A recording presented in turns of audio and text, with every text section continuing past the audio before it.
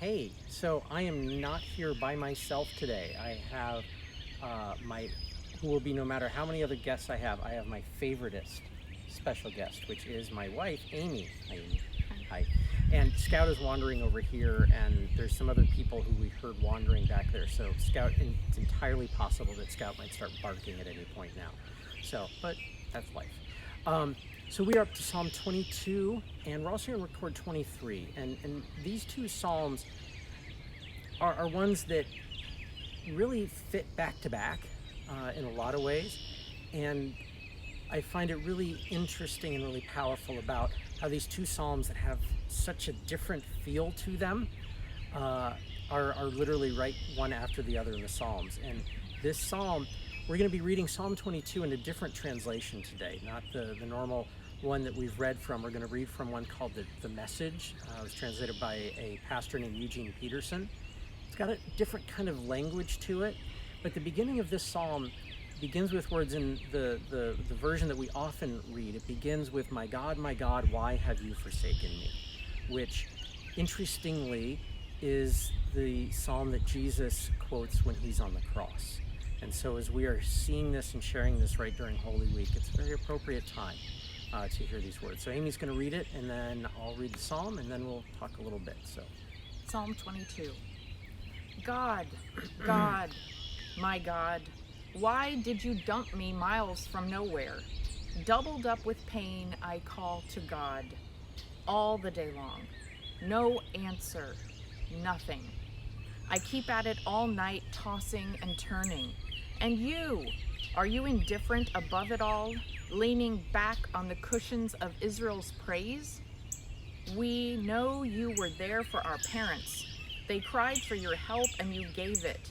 They trusted and lived a good life. And here I am, a nothing, an earthworm, something to step on, to squash. Everyone pokes fun at me. They make faces at me, they shake their heads. Let's see how God handles this one. Since God likes him so much, let God help him.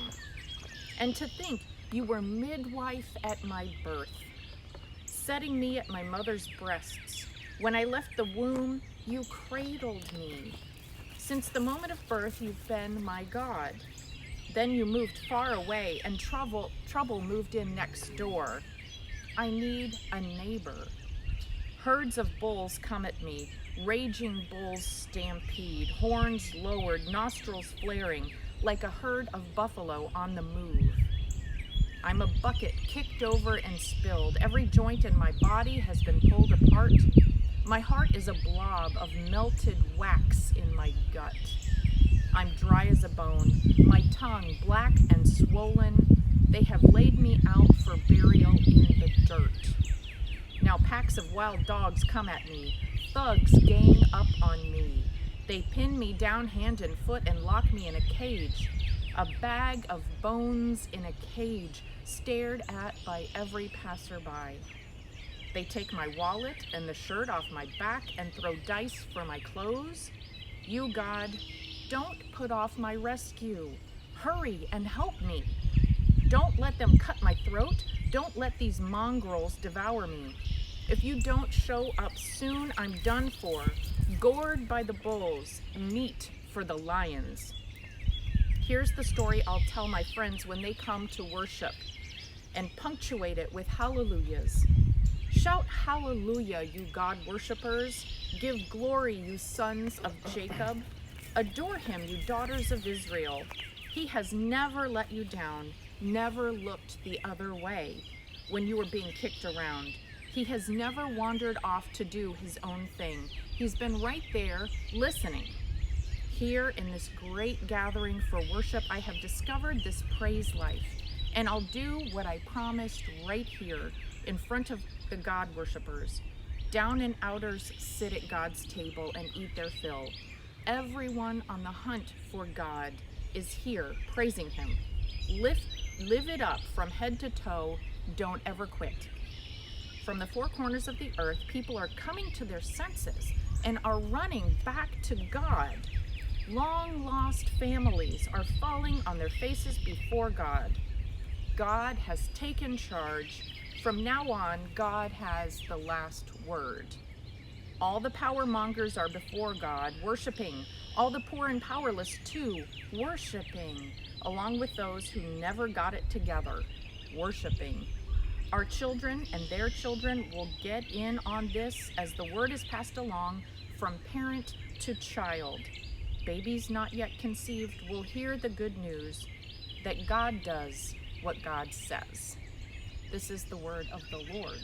Thanks be to God. Amen.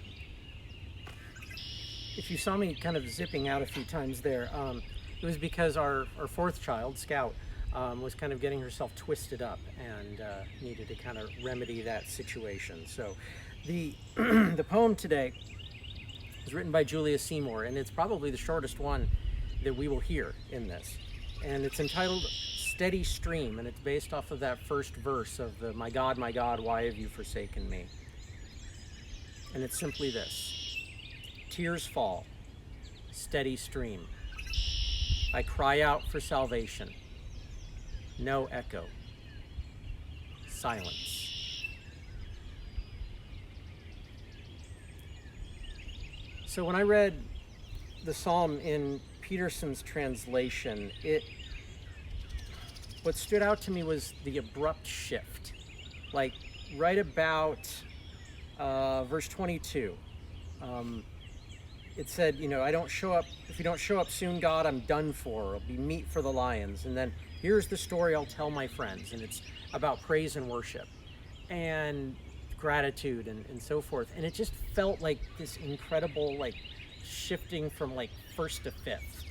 Mm-hmm. And Aim and I have talked a lot about this, of how this is in our spiritual lives. And she's got some great thoughts on that. So I think one of the things that comes out to me is that there are times when we want to move right past the hurt and right past the pain and immediately into fixing and feeling better and all of those kinds of things. And I think that Brene Brown has a great little video talking about empathy versus sympathy and how we want to silver lining things for people and how that doesn't really help. That just makes people feel more distanced. And I think that when we sit with people in their pain, or we stay with our own pain, sometimes that's even more difficult, that it really helps us to process what we're feeling and not have it come out sideways or not have it come out in negative ways, that we actually move through the pain and process it. And it's a healthier response than just skipping over to the hallelujahs. We have to have, from Good Friday, we have to have that Holy Saturday of waiting, of going through, feeling all the emotions. It's like Jesus when he wept for Lazarus, even when he knew that he had the power to bring him back. There was this pause to weep and recognize the sister's grief and his own grief at losing this dear friend before the hallelujah of bringing him out from the tomb. One of the things that I've learned over the 20 plus years that Amy and I have been together is the necessity of staying in that place. Mm-hmm. And not saying that's what our marriage has been or something like that by any means, no. But in Amy's work as a chaplain and the situations and places that she has found herself in working with families in hospitals and in hospice situations and things like that, there are times that you just simply need to sit with people and allow people to feel what they feel, which is so hard to do. There's another story in the Bible about a man named Job. And the story of Job has all of these things that come upon Job, and we don't have time to get into all of that. But my favorite part of the story of Job is after all these calamities have come upon him, his three friends show up.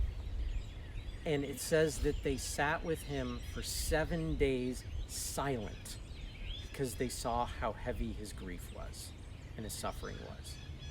And then the problems come when? When they open their mouths and start to talk to him.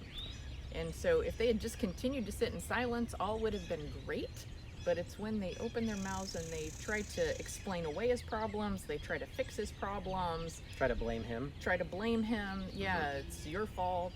All of these kinds of things. That's when things go really badly. Yeah. So in this Holy Week, feeling the feelings of what we feel during this, the stories of Maundy Thursday and Good Friday and Holy Saturday, but also in this time of distancing, the pain and the struggle, I mean, they're real. And it's okay to be in those places. It's okay to share that with others. And so if you need to share about what you are feeling, you need someone to sit with you, call me. Send me an email. You can put something in the comments if you're not a person connected to how to reach me, that we can sit with you and be with you in that place. And so grace and peace be with you this day.